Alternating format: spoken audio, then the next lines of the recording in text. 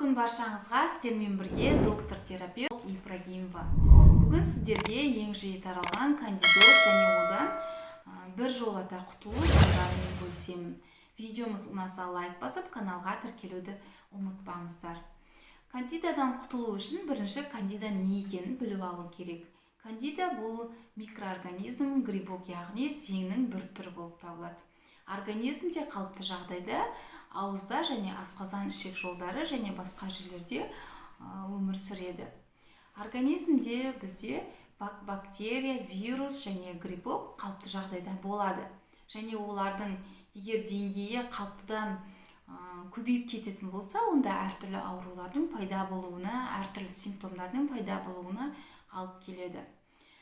Кандиданың 150-ден асқан штаммы бар, кейбір түрлері адам организмде кездеседі. Кандиданың көбейіп кетуіне себеп бірінші организмдегі бактериялардың, яғни пайдалы бактериялардың санының азаюы. Осы кезде кандиданың көбеюі байқалады. Әрине, пайдалы бактериялардың азаюына антибиотиктерді жиі қолдану себеп болады. Кандидоздың симптомдары: бірінші, тәттіге құмарлық және тез сіңірілетін углеводтарды көп қабылдау. Кандида тәтті және осындай углеводтармен қоректенеді. Тілдің ақ жабындымен жабылуы, шаштағы қайызғақтың болуы. Буындардың қақсауы, терідегі әртүрлі өзгерістер, псориаз, дерматит деген сияқты. Және интим аймақтарда, анальды аймақтардың қышуы. Әйел адамдарда молочницаның болуы. Зәр шығару жүйесінің инфекциялары, синусит, іштің кебуі, ас қорыту бұзылыстарының болуы, тез шаршағыштық, себебі кандида организмде витамин нутриттердің дефицитіне алып келеді. Аш қарынға ауыздан аммиак иісінің шығуы. Кандида қалай көбейеді?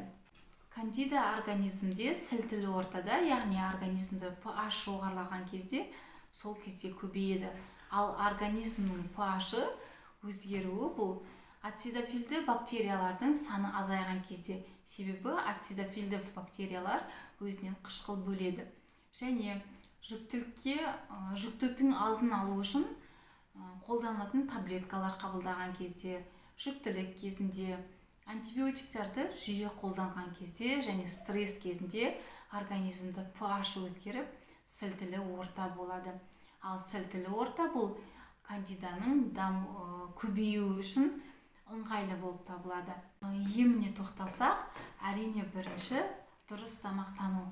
Рационнан сүт өнімдері, тәтті және тез сіңірілетін углеводтарды шектеу керек.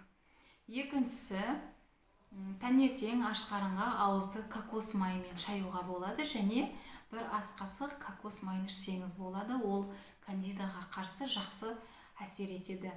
Орегано майы, ол да кандидаға қарсы жақсы әсер етеді. Сарымсақта кандиданың жойылуына алып келеді. Қаратымен, кристальхин де олар грибокқа қарсы әсері бар, сондықтан бұлар да жақсы әсер етеді. Пробиотиктер қабылдау керек. Әрине, құрамында ацидофилді бактериялары бар пробиотиктер қабылдаған дұрыс. Және ферменттелген өнімдер, ферменттелген тағамдар. Квашеная капуста, себебі олардың құрамында пайдалы бактериялар үшін клетчатка бар.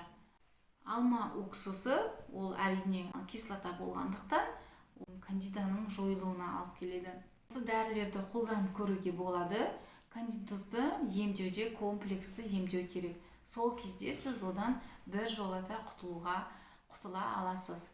Видеомыз ұнаса лайк басып, каналға тіркелуді ұмытпаңыздар.